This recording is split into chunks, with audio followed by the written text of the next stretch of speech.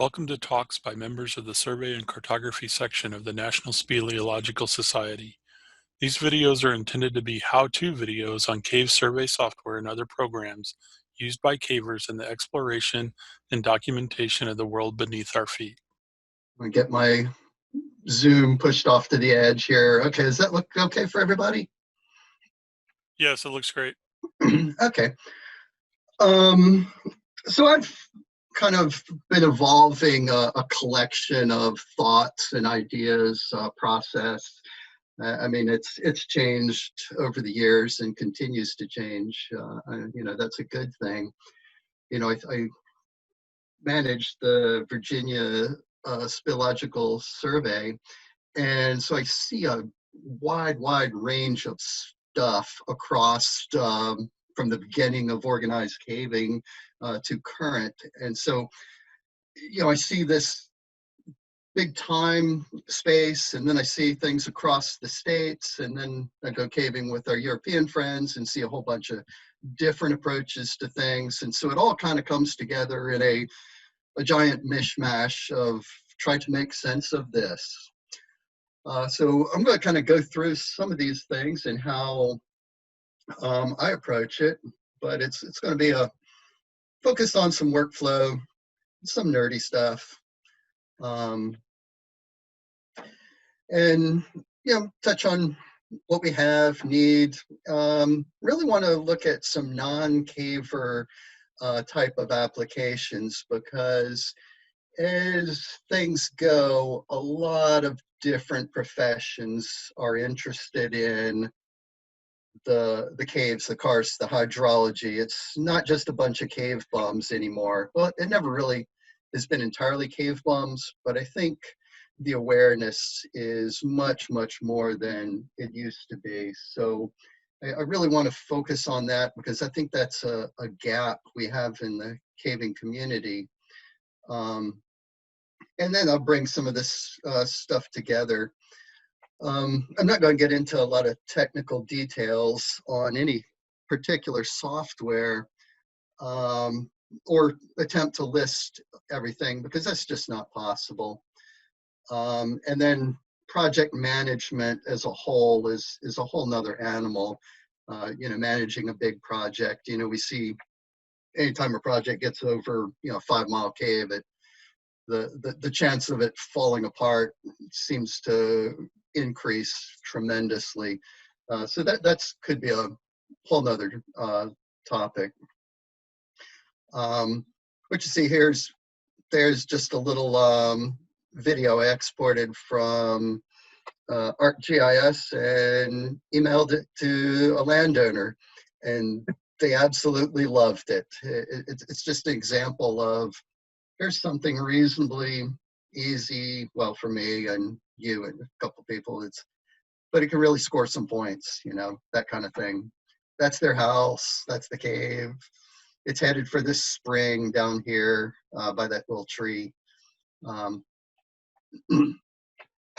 So we all know what we used to do back in the day. Good hard technology, waterproof. You could drop it down a pit and pick it back up and keep on drawing. But that was really kind of it. And to some extent, that's fine. It's fine. But in a lot of cases, I think we want to take a further step. And so I'm going to get into that a little bit. One thing about, drafting is a lot of the symbols, they're international. We can all understand each other around the world fairly well.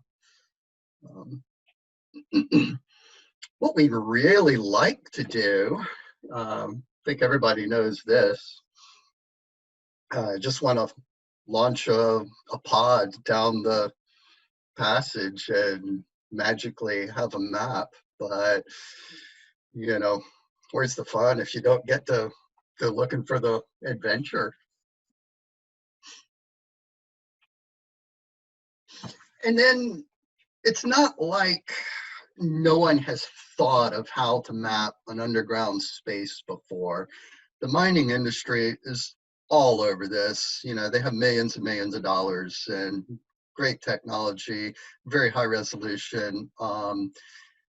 Yeah, but there's a gap, of course, between what we can do and afford to do, you know, compared to a professional world. But in some places, you know, some of that gap can be narrowed a little bit.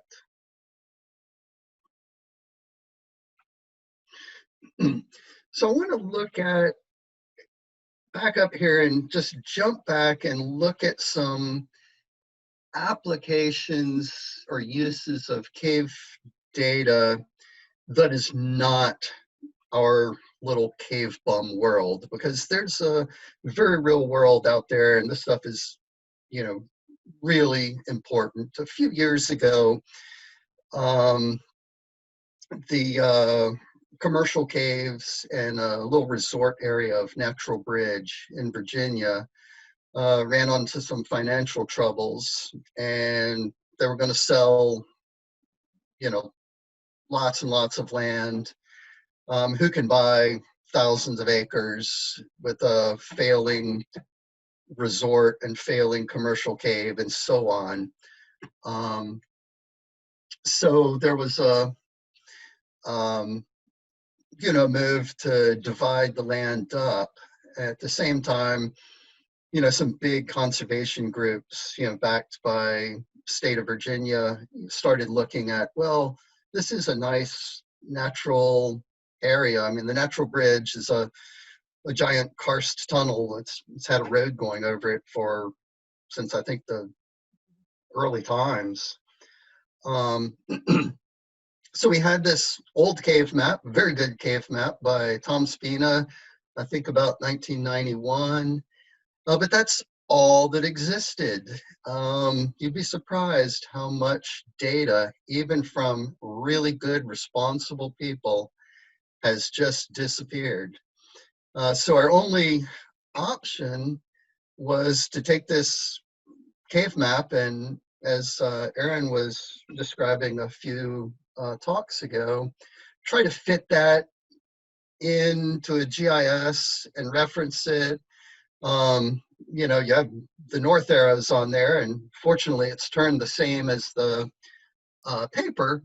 So actually the border of the map can be your north arrow. So that gives us a nice long line to kind of adjust for that grid rotation of state plane or UTM, which a lot of people tend to forget, but you know, take that into consideration in this case. But scaling it, we have a little tiny scale bar. I think it's 200 feet. All I can do is draw a 200-foot line in my GIS and then stretch that map around to until the scale bar on the map matches that little line and say, well, that's about all we can do. And then the surveyors said, okay, we're going to chop the land right here. We think we're missing the cave. And different parcels go on the market. One parcel we hope has all of the cave. But like I said, the conservation groups purchased all the parcels, so it you know, it worked out. Now it's a park. I'll go to another example that was, you know, I was called about a few years ago. There's some discussion about widening a road, and there was some knowledge that the cave came close to the road cut. Fortunately, in this case, there was a fairly recent survey and compass file, and we could pull it into a GIS system, turn it into 3D, and within the tolerances of you know, a cave survey, have a pretty good idea of how much rock was between the cave and the side of the road. Good example, we see roads coming up. There's always a a big case in Kentucky somewhere because there's so many caves running out, you don't want to cut through them. It's a common occurrence. There's occasional developments, less glamorous. You have an entrance, you sort of know where the cave might be, goes on back. It comes back up to, proposed building development very close to the surface. Again, a traditional cave map, it may be difficult, or you're certainly not going to have quite the confidence when you plot these things out. So those are a couple of quick things going on. And then our China project was picked up by the European Geo magazine, and I collaborated with their graphic artists. But essentially, I had the models, the terrains, the builds, everything, and just worked with them, and they made it look pretty. So here's complete lot of work in GIS to get to this point. But without that GIS background and building that together, there's just no way you're going to get this type of graphic.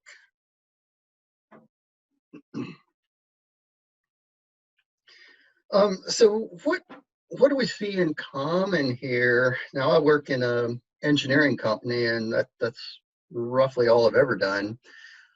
So you have all these professionals, the planners, the architects, and so on. They're trying to figure out just how to work AutoCAD, and God knows what their regular software is. They don't want to deal with, your crazy Therion file or what have you, and data formats that may or may not make sense. So, we need to communicate, and this is something across so many engineering professions, is getting data from my little world to someone else's little world. And there's ways. Sometimes it works great, sometimes it's not. But the world gets complicated. There's reasonable way to do it. I think the GIS world has some really good solutions here. Shapefile has been around for, I don't know, 30 years maybe. It's open format. Everything reads it. Everything writes it. You can open the little attribute table in Excel.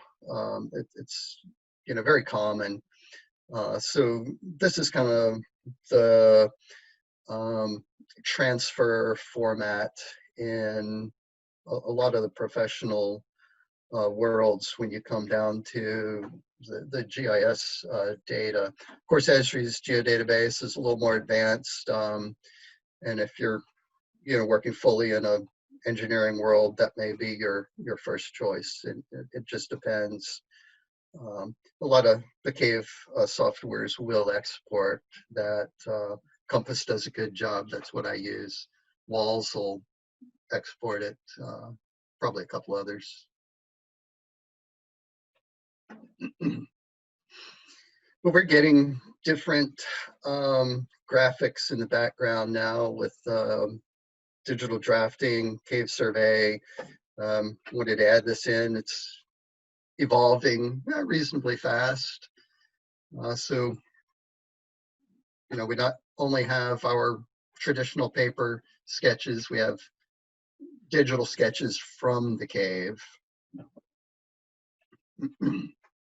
Yeah, I just threw this in because a question, it came around. A lot of these little apps will, for obvious reasons, have some type of data storage scheme in the background.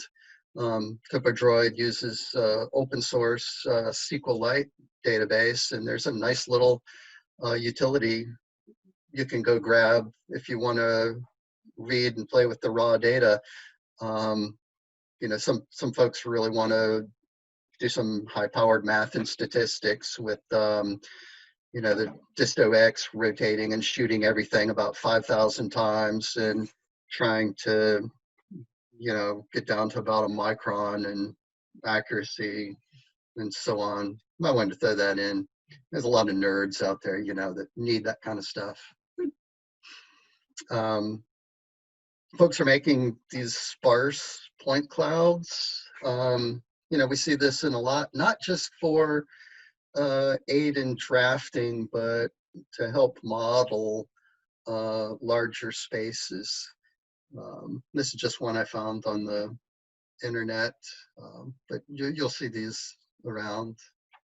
And of course, a lot of our electronic engineers out there trying to build some nice little do-it-yourself LiDAR units for a few $100s, having pretty good success at it. And at the other end of the spectrum, we have, you know, those with access to professional grade scanners doing a lot of work around. And I think, you know, some of y'all on here have worked with some of that as well. So we have all this, you know, data coming in, and what do you do with that? You know, we're suddenly, you know, it's not just me and my little survey book.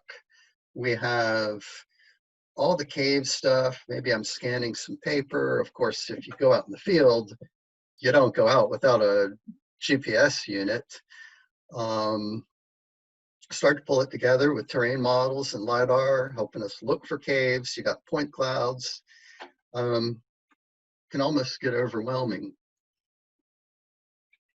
And that's where I like to really advocate for the GIS world. It's a great solution, you know, well, that is kind of my profession, but it's a really good solution for all of this stuff. Main options out there, of course, you know, you have a, you know, the big ArcGIS, Esri offerings. And then you know, have the open source crowd. So, you know, the Americans can have ArcGIS and the Europeans can have QGIS and everybody's happy, you know, right? But you know, well worth doing. I would highly recommend looking into one or both of these. The Arc Online has a free account. You can just sign up. I think everything you do is public by default. But for $100, you get a, I don't know, $30,000 suite of software that you can use to your heart's delight at home, you know, recreationally, as long as you're not turning a dollar. Esri doesn't need a piece of it, you know, that's the way it works. And once you get to a large project or really managing a lot of caves and more data than just, you know, tossing in for a, you know, quick little survey of a cave here or there, project management, I think it's a necessity to move into the GIS world. We see some people doing it in the cave softwares. It's possible. Possible is not necessarily optimal. These are just a couple examples from a big cave in Austria, Schwarzmuskogel-Herlen. I'm sure I said that wrong. It's one of the really big caves in the world. So this is probably what Aaron was thinking about, the chaos in my head of how maybe this comes together. And I move all these arrows around. I don't know, I moved them around today. But, you know, up there at the top, we start with a survey. Like I said, this is kind of my world, and your mileage may vary. but I'm going to go from my book. I enter things in Cavewear as a start because I really like it. I drop things through Compass to dump out the GIS files, and then I can go over to, dump out the SVGs over to a drawing program. So key here is just going across the top, get data, enter it into some cave stuff, then move to drawing or down into the GIS world. And the GIS world is really the center of everything for me. And from there, I, go back and forth. So I'm going to kind of just go through this a little bit. Of course, a lot of people are using tablets, different things. I think there's a new one called Cave. It's QAVE. It's been around a little bit. Like I said, I don't have everything on here. Some people seem to have some success. I'll be honest and say I'm not completely sold myself. The things I've seen, it's usually the sketches, it's taken longer, the quality's worse than what you see on paper, and if you have to trace over it again, well, you haven't really gained a whole lot, have you? So it's a developing technology, and people are getting better at it as the technology moves. So I'm just going to kind of hold out on that because I really like my survey book. Into Cavewear, we've had this much entered on the drive home from a cave before. Type it in, take a photo of your notes, draw around it, click on your stations. You have your survey already morphed into proper shape and so on, and ready to export both the raster drawing as well as the line work. I highly recommend looking at Cavewear if you've not done so already. And as I mentioned, then I bounced over to Compass. And these days, I really just use Compass as a pass-through to drop things into a shapefile to move over to the GIS world. Sometimes we might play with some of the loop closures. And I think on our last expedition, we went from Cavewear to Survex and used Survex as our expedition viewing program because, we had some British folks on the trip, and they were most familiar with that, but thought the ease of typing into Cavewear was super sweet. So it's mixing and matching is key, I think, and the data formats to get between, which is a big topic. Maybe I can touch on here a little more. Boom, we're drawing caves. All y'all know that. Typically, Illustrator, what have you. Don't need to go into that too much.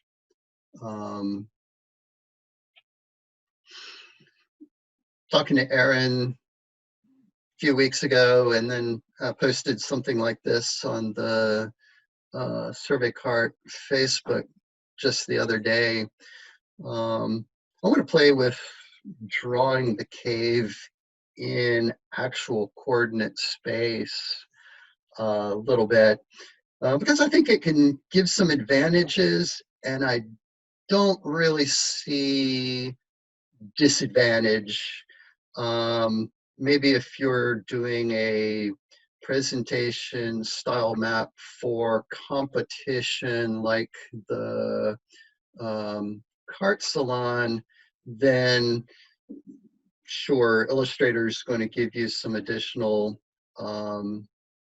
things. But, in the GIS world, doing most of the work in GIS and then dumping that map off to Illustrator to add the flourishes has been a standard technique for, since the early days of GIS.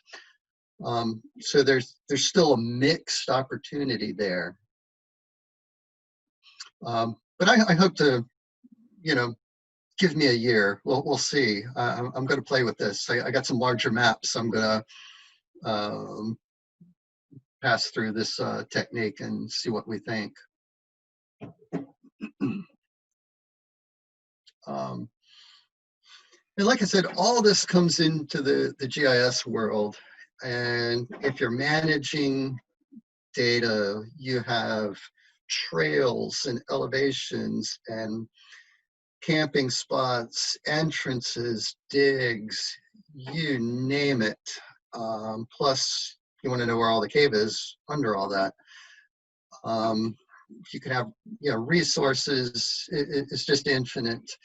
And these days, you have hundreds of base maps and backgrounds.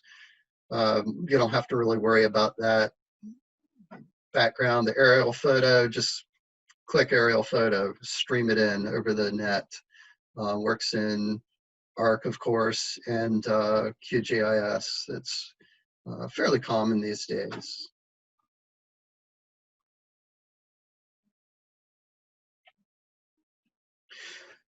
One real key point that I like to emphasize, again, being heavily involved with the Virginia Cave database, submit your information to the state survey. Of course, if you're working for a park, they're not going to let you go away unless you give them information.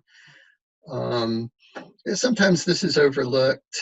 It's, well, when I finish the map, I'll get it. And, things drift away. I find so much has drifted away over the years, particularly data.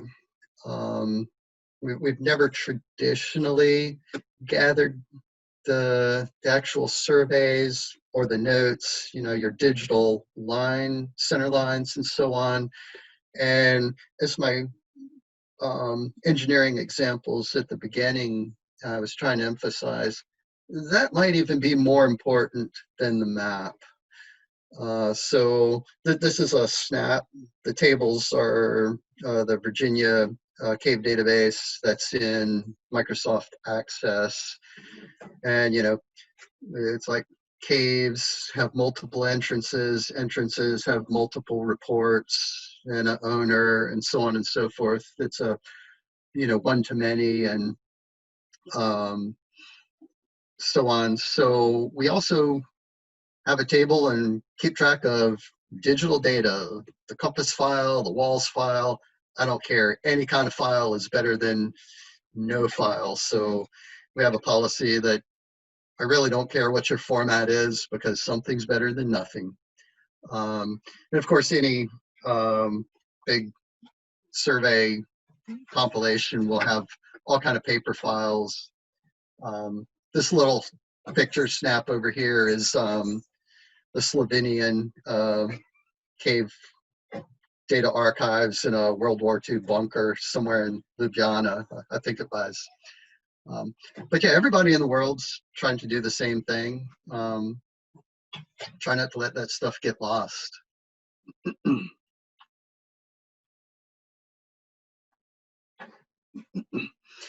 And then, we're always thinking, the cave map, but open any publication, particularly if you start doing any kind of science or anything. We're not really looking for just a traditional cave map. You got to have the context, which, really runs the gamut.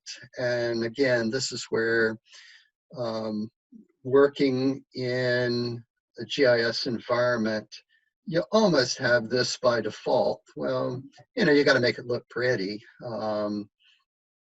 But again, a big project, this is there and this is what you need. I mean, you're not going to produce these in, your typical cave thing. And a lot of publications will, have some requirements. They're looking for, a grayscale, or, it depends. So you need to meet those requirements of the publication.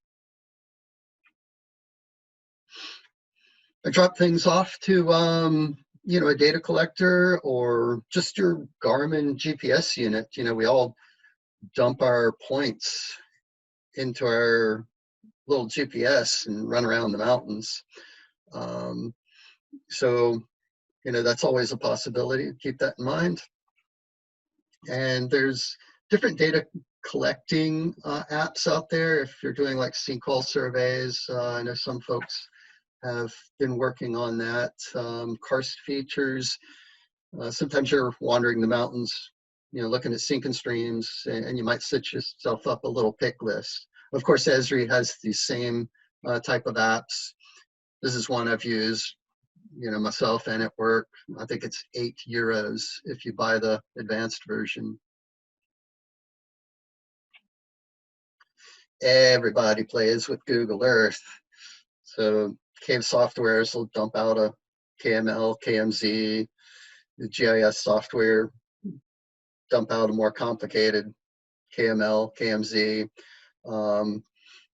These things are almost ubiquitous. You can give the landowner a KML of cave running under his property. Easy peasy. Landowner probably hunts, probably has his deer stand in there.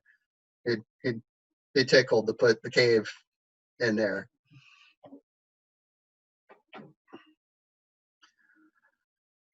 And see if that'll go. Of course, you can get into all kind of crazy analysis stuff and make little videos of what you're trying to do. I was playing with some fractures here and, development planes in the cave.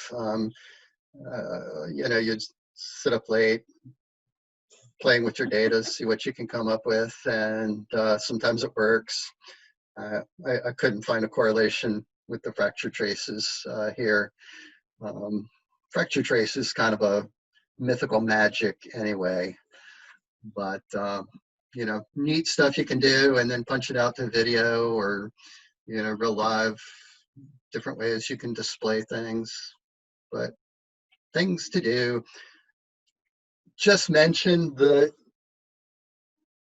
digital world, man, it's infinite and it's changing all the time. I mean, a lot of us have played on the virtual reality systems that people have brought to conventions and things like that. People are finding ways to stream massively sized point clouds. I don't even know if this link still works. It worked a couple years ago. But just keep in mind, this stuff is moving target. It's changing fast. There's a lot out there that we as cavers really don't take advantage of. Well, a lot of times there's no need, but sometimes there is. Sometimes it's just cool. And then either in GIS or QGIS, you can drop out some models you can put on a web page. And I want to jump out of here and just show you one of these. See if I can bring it up.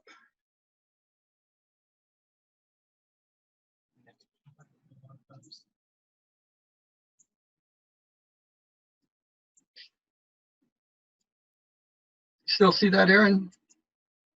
Yep, looks good. So this is a little thing called, it's a export little utility out of QGIS. I just take my cave, I've added my terrain. You got some options to play with things.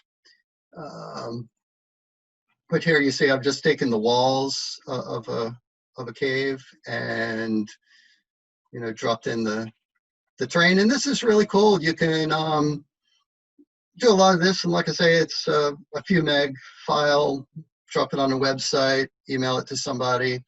It is standalone. It's, I think we could do something very similar in Esri's Arc Online and, then share it in that environment, of course.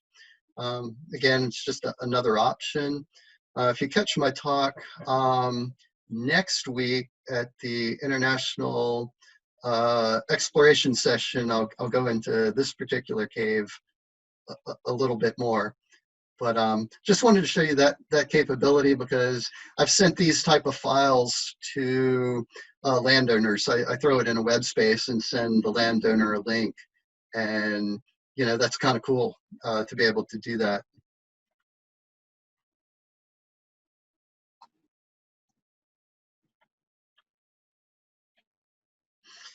So, whoops, go back. Where does that, leave us looking at my crazy flow chart? The challenge and the roadblock I often have is data formats, getting from one program to the next. A lot of it's straightforward. There's a lot of standard stuff in the GIS world. Moving between the different cave survey programs is somewhere between difficult, really hard, and just doesn't work. Philip Schuhart has some import exports in Cavewear.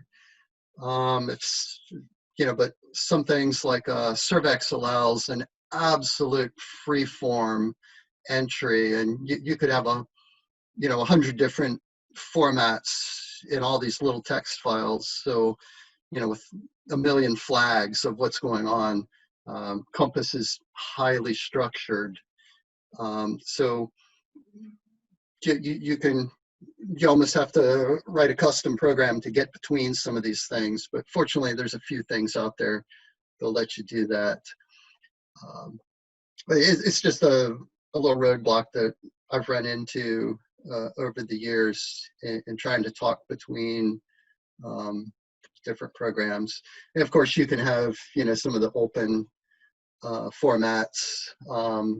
Adobe Illustrator is great if you got Illustrator or something that'll read it, but, not everything will read Illustrator files. So, something to think about. Similar with PDF, put it in a PDF, that's great, but you can't even export a JPEG unless you have the full Adobe. So you hit dead ends real easy as you run through all kind of formats trying to run around a crazy flow chart. And I'm just going to leave you with something as I wrap up here. Kind of the result of all this and what you can do after you put in the time and the survey.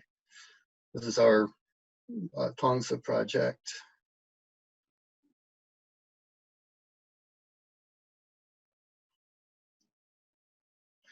I think we have over 50 kilometers of cave in here.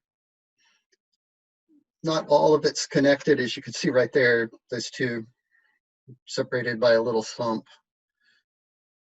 Cloud Ladder Hall, that's the third largest room in the world with a 244-meter pit right down the middle of it. And the point cloud is from the British guys. Rue Walters scanned all the big rooms in the world. And I built the floor off of the scan also. And of course, the sketch was my original sketch back when we found it. So just a quick little, hey, here's what you can do kind of thing with this. And that's kind of what I have. I think the key here that I always try to emphasize is how do we not let so much data drift away over the years? Um, I think every one of you probably has a lot of examples of resurvey and rework where, whether, someone moved, lost interest, passed away, what have you, but the data wasn't shared and is gone. So that's my closing thought is let's not lose stuff. And I'll be happy to take questions. I went over a whole lot of crazy stuff there, but maybe I can come back and answer any questions if you might have.